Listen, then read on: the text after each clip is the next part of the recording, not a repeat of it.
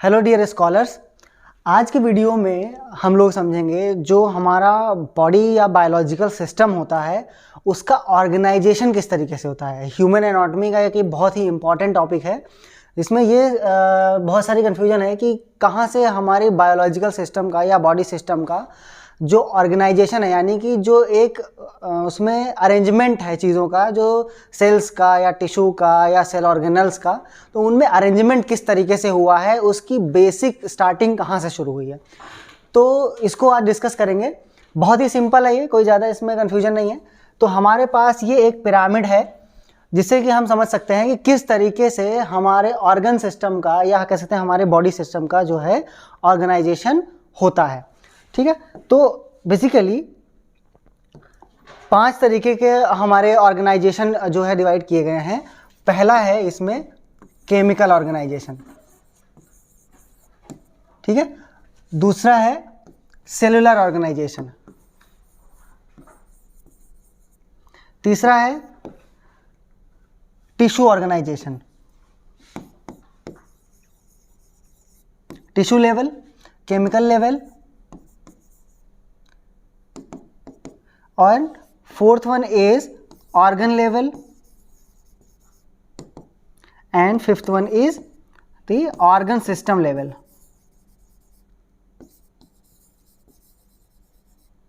ठीक है, organ system level. तो इन 5 तरीकों से जो है कुल मिला के हमारी बॉडी का या कह सकते हैं हमारे छोटी छोटी सब यूनिट्स का जो है ऑर्गेनाइजेशन होता है, हमारे पूरी बॉडी का जो है अरेंजमेंट होता है। तो किस तरीके से होता है इसके बारे में डिटेल में समझने के लिए हम एक एक को समझते हैं। तो क्या है कि जो केमिकल लेवल है ऑर्गेनाइजेशन का, वो किस तरीके से हमारी बॉडी में, तो ये सबको पता है कि इस यूनिवर्स में जितनी भी चीज़ें हैं, जितनी भी थिंग्स हैं, ये सारी केमिकल्स से मिलकर के बनी हुई, that all are made up of chemicals. और केमिकल्स के थ्रू उनका अरेंजमेंट किस तरीके से है, जैसे कि कोई भी चीज़ है हमारे यूनिवर्स में वो है मॉलिक्यूल से मिलकर बनी होती है, और जो मॉलिक्यूल्स का अरेंजमेंट होता है वो होता है बहुत सारे एटम से। ठीक है, एटम से। और एटम्स किन से मिलकर बनते हैं? सब एटॉमिक पार्टिकल से।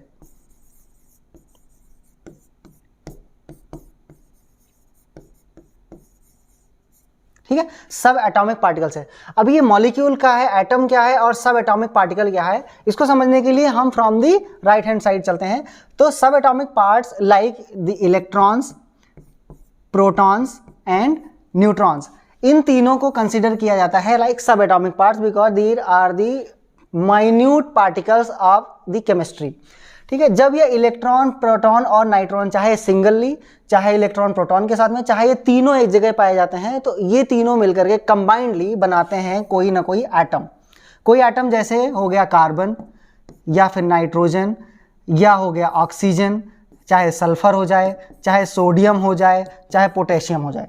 ठीक है, तो ये सारे जो एटम्स होते हैं ये किन से मिलकर के बने होते हैं? सब एटॉमिक पार्टिकल से मिलकर के बने होते हैं।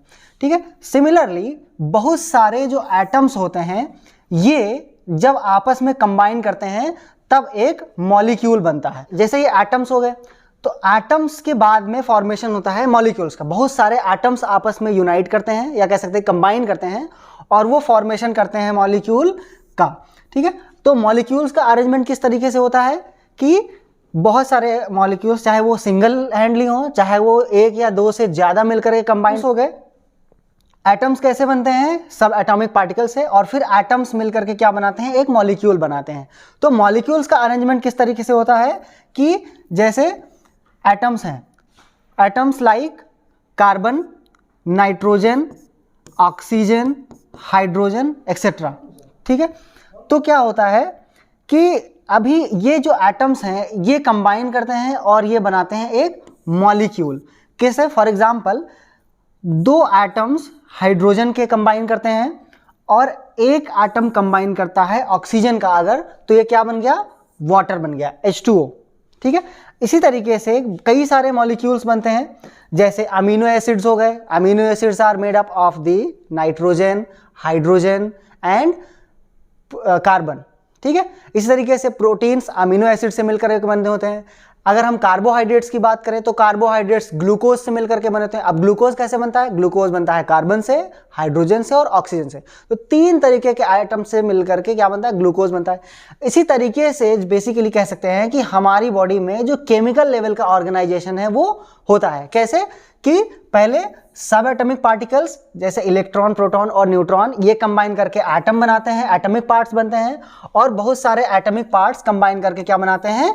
मॉलिक्यूल बनाते हैं। ठीक है, और मॉलिक्यूल्स कंबाइन करते हैं तो वो डिफरेंट टाइप के कंपाउंड्स बनाते हैं और वो बायोलॉजिकल केमिकल्स का फॉर्मेशन करते हैं। बायोलॉजिकल केमिकल्स की अगर हम बात करें तो केमिकल और बायोलॉजिकल केमिकल में मेजरली कोई डिफरेंस नहीं है। बस एक केमिकल जब वो कोई नेचुरल सोर्स से मिलता है या लेबोरेटरी में सिंथेसाइज किया जाता है तो हम उसको सिंपली केमिकल बोलते हैं। अदरवाइज जब ये किसी बायोलॉजिकल थिंग के जैसे हम कोई भी सेल में पाया जाता है या प्लांट्स में पाया जाता है या वहां से उसकी सिंथेसिस होती है इनसाइड द ह्यूमन बॉडी, तो उसको हम बायोकेमिकल बोलते हैं, सिंपली बायोलॉजिकल केमिकल बोलते हैं। तो ये बेसिक डिफरेंस है। तो कहने का मतलब ये है कि जो इस तरीके से है हमारी बॉडी में केमिकल लेवल का ऑर्गेनाइजेशन होता है। नेक्स्ट है हमारा सेलुलर लेवल पे। दोबारा से अब हम आगे चलते हैं, सेलुलर लेवल पे ऑर्गेनाइजेशन डिस्कस करते हैं किस तरीके से होता है।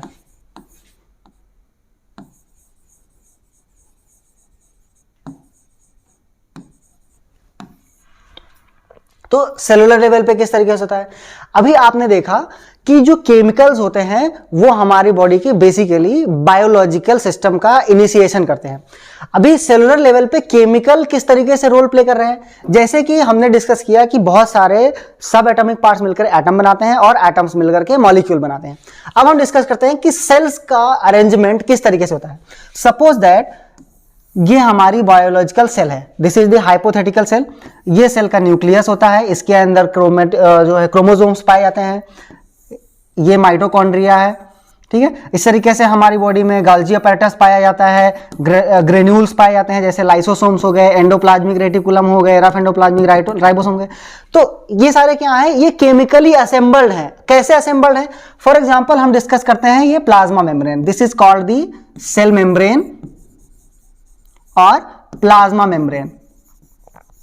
ठीक है, तो ये प्लाज्मा मेम्ब्रेन जो है ये किस तरीके से केमिकली बनी हुई है ये आप सबको पता है, फिर भी इसको डिस्कस करते हैं किस तरीके से होती है सेल मेम्ब्रेन। सेल मेम्ब्रेन जो है ये हम सबको पता है, अगर आपने ह्यूमन एनाटॉमी में पढ़ा है तो ये सबको पता है कि cell membrane is made up of phospholipid bilayer.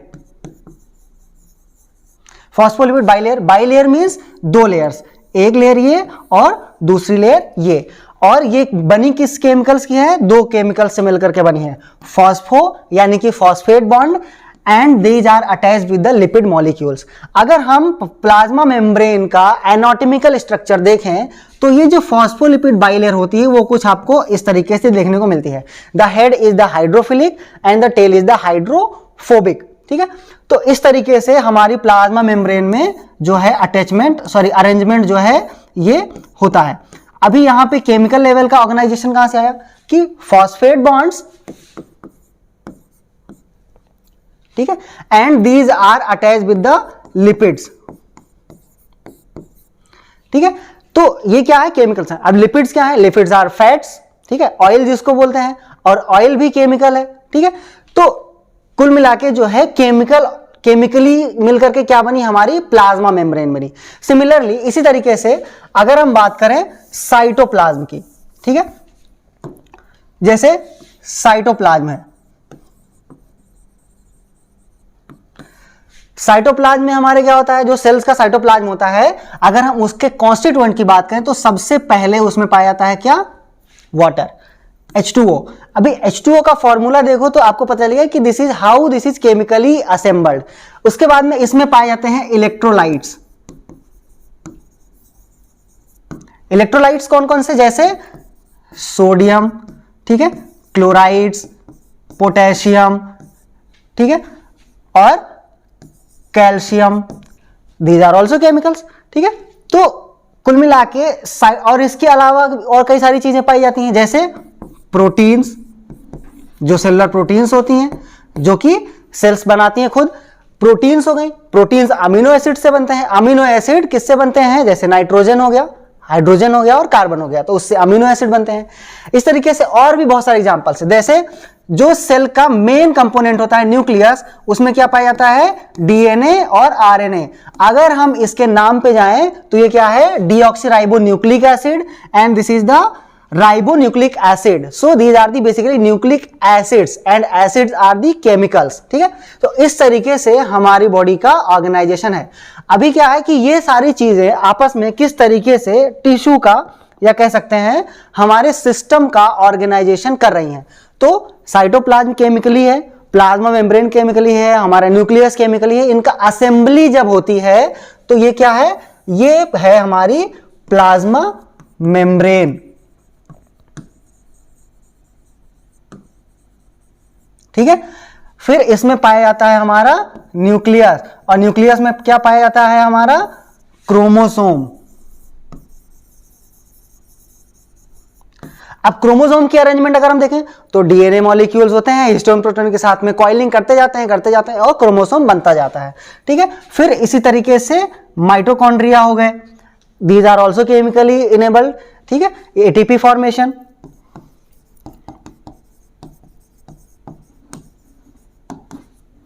ठीक है, इसी तरीके से साइटोप्लाज्म ऑलरेडी है। इस तरीके से हमारे ग्रेन्यूल्स हो गए, जैसे लाइसोसोम्स। लाइसोसोम्स की अगर हम बात करें तो ये खुद ही केमिकल से भरे होते हैं, इनमें बहुत सारे जो है एंजाइम्स पाए जाते हैं। अब एंजाइम्स प्रोटीन है, प्रोटीन्स आर केमिकल्स, तो लाइसोसोम्स। इस तरीके से राइबोसोम्स हो गए, मेन फंक्शन ये इनका प्रोटीन सिंथेसिस करना, तो these are also chemical assembled. कुल मिला के कहने का मतलब ये, इन शॉर्ट आवर बॉडी जो सेल्स हैं in our body, these are totally assembled with the help of chemical molecules. तो ये तो this is the basically arrangement according to the chemical and cellular level. ठीक है, तो हमारी बॉडी में बहुत सारी टाइप की सेल्स पाई जाती हैं, बहुत सारी टाइप की सेल्स, लाइक जैसे एपिथेलियल सेल्स, ठीक है, मसल सेल्स, ठीक है, नर्व सेल्स, ठीक है, इसी तरीके से हमारी आरबीसीज होती हैं, डब्ल्यूबीसीज होती हैं। These are the actually different kinds of the cells. ठीक है, so this is the cellular level of the organisation. Next है आपका टिश्यू लेवल। क्या है, टिश्यू लेवल ऑफ ऑर्गेनाइजेशन। तो टिश्यू लेवल ऑफ ऑर्गेनाइजेशन ये कहता है, ये तो डेफिनेशन सबको पता है कि जो बॉडी में टिश्यूज का फॉर्मेशन होता है that is the basically a group of cell. जो हमारी बॉडी में टिश्यूज पाए जाते हैं वो क्या है, group of cells in the similar structure and functions. ठीक है, यानी कि एक जैसी सेल्स का एक ऐसा ग्रुप जिनका स्ट्रक्चर और फंक्शन लगभग सिमिलर होता है, तो उस ग्रुप को हम क्या बोलते हैं, टिश्यू बोलते हैं। ठीक है, टिश्यू बोलते हैं। फॉर एग्जांपल जैसे एपिथेलियल सेल, एपिथेलियल सेल जब कंबाइन करती हैं तो क्या बनाती हैं, एपिथेलियल टिश्यू बनाती हैं। ठीक है, इस तरीके से जब मसल सेल कंबाइन करती हैं तो वो मसल टिश्यू बनाती हैं। अब मसल्स कई तरीके की होती हैं, जैसे skeletal muscles, skeletal muscle tissue बनाती हैं जो कि हमारे बोन फ्रेमवर्क को रन करने के काम आता है। स्मूथ मसल सेल्स जो होती हैं वो स्मूथ मसल टिश्यू बनाती हैं जिससे ग्लैंड्स बनती हैं। ठीक है, इस तरीके से cardiac muscle cells cardiac tissue बनाती हैं जिससे हमारा हार्ट बना हुआ होता है। ठीक है, फिर ऐसे नर्व सेल आगे, नर्व सेल होती हैं नर्वस टिश्यू बनाते हैं जैसे ब्रेन बना हुआ होता है। इस तरीके से आरबीसीज होंगे, रेड ब्लड सेल्स, और डब्ल्यूबीसीज, ये हमारे ब्लड कॉम्पोजिशन बनाती हैं। ठीक है, तो कुल मिला के बात ये है कि जो टिश्यूज हैं ये किससे मिलकर के बने हैं, सेल से मिलकर के बने हैं। तो अगर हम बात करते हैं टिश्यू लेवल ऑफ ऑर्गेनाइजेशन की, so we can easily see that कि a group of the similar cells that are similar in our structure and function are form the tissues. Different type of cell form the various kind of the tissues. ठीक है, next चलते हैं. Next है organ system, organ level of arrangement. ठीक है, हमारी body में organ level का अरेंजमेंट कैसे होता है, इसके लिए बस यही समझना है. जैसे अभी देखा आपने कि इपिथेलियल टिश्यू समझा, मसल टिश्यू समझा. अभी क्या है कि मसल्स किस तरीके से एक ऑर्गन का फॉर्मेशन कर रही है. This is the best example of cardiac muscle tissue. Cardiac muscle जो है,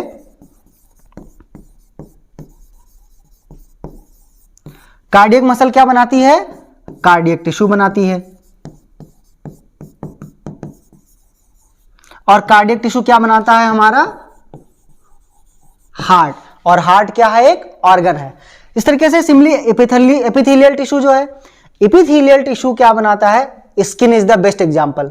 स्किन हमारे कौन सी एपिथेलियम पाई जाती है, स्ट्रेटिफाइड एपिथेलियम. ठीक है, तो एपिथेलियल टिश्यू हमारे स्किन बनाते हैं. Skin is the largest organ in our body. ठीक है, इस तरीके से नर्व सेल क्या बनाती हैं, नर्व सेल बनाती हैं नर्वस टिश्यू. और नर्वस टिश्यू से क्या बनता है, ब्रेन एंड स्पाइनल कॉर्ड. ठीक है, that is the part of nervous system. इसी तरीके से जो आरबीसीज हैं, RBCs found the connective tissue. कौन सा connective tissue, liquid connective tissue. RBC जो हमारा ब्लड है, that is called as liquid connective tissue.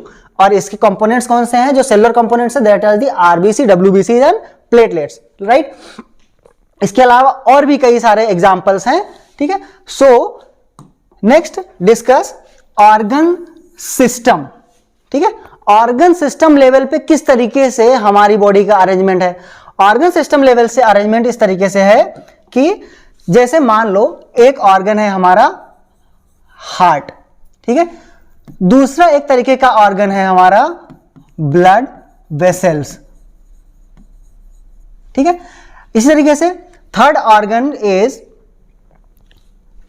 अब इसी को समझते हैं. तो जैसे हार्ट है और ब्लड वेसल्स है, तो हार्ट एक ऑर्गन है और ब्लड वेसल्स है, ये सब मिलकर क्या बनाते हैं, एक ऑर्गन सिस्टम बनाते हैं. ठीक है, अब इसमें क्या इन्वॉल्व हुआ, और ब्लड. तो ये तीनों मिलकर के क्या बनाते हैं, एक ऑर्गन सिस्टम बनाते हैं. उस सिस्टम को क्या बोलते हैं, कार्डियो वैस्कुलर सिस्टम. ठीक है, तो ये एक ऑर्गन सिस्टम हो गया. ठीक है, similarly another example is kidney. ठीक है, यूरेटर्स. ठीक है, bladder, urinary bladder and urethra. ये सारे मिलकर के जब कंबाइनली असेंबल होते हैं तो क्या बनाते हैं हमारे बॉडी में, यूरिनरी सिस्टम.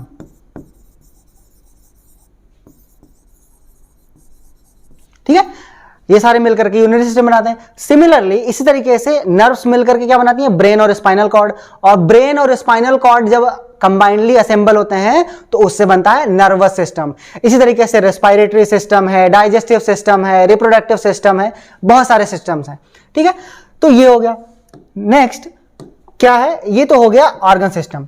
अभी हमारी बॉडी का फॉर्मेशन कैसे है. हमारी बॉडी का जो फॉर्मेशन है, जैसे आपने केमिकल लेवल ऑफ ऑर्गेनाइजेशन जाना, बहुत सारे सब एटॉमिक पार्ट्स मिलकर के एटम बनाते हैं, एटम्स मिलकर के मॉलिक्यूल बनाते हैं, और मॉलिक्यूल मिलकर के बायोलॉजिकल केमिकल्स का फॉर्मेशन करते हैं. ठीक है, इसी तरीके से जो बायोलॉजिकल केमिकल्स होते हैं वो मिलकर के हमारे सेल्स को बनाते हैं. जैसे फॉस्फोलिपिड बाइलेयर की बनी हुई है प्लाज्मा मेम्ब्रेन.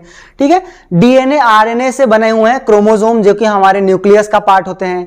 इसी तरीके से mitochondria, cytoplasm is totally chemically. ठीक है, तो ये हो गया फॉर्मेशन सेल का. सेल में हमारे क्या क्या चीजें पाई जाती हैं, plasma membrane, cytoplasm, nucleus, ribosome, mitochondria, Golgi body. ठीक है, माइक्रोट्यूब्यूल, सेंट्रोसोम.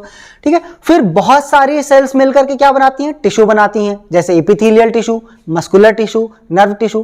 ठीक है, फिर बहुत सारे टिश्यू मिलकर के क्या बनाते हैं, ऑर्गन बनाते हैं. जैसे एपिथेलियल टिश्यू मिलकर के स्किन बनाती हैं, कार्डियक टिश्यू मिलकर के हमारा हार्ट बनाते हैं, नर्व टिश्यू मिलकर के हमारा जो है ब्रेन और स्पाइनल कॉर्ड बनाते हैं. ठीक है, तो ये हो गया. फिर क्या है कि अभी बहुत सारे जो ऑर्गन्स हैं, ऑर्गन्स मिलकर के क्या बनाते हैं, एक सिस्टम बनाते हैं. ठीक है, जैसे ब्रेन और स्पाइनल कॉर्ड मिलकर के क्या बनाते हैं, कौन से सिस्टम का पार्ट है, नर्वस सिस्टम का पार्ट है. सिमिलरली इसी तरीके से किडनी और जो यूरेटर्स हैं, यूरिनरी ब्लैडर है, ये किसका पार्ट है, हमारा यूरिनरी सिस्टम का पार्ट है. तो हम इसको लिखते चलते हैं.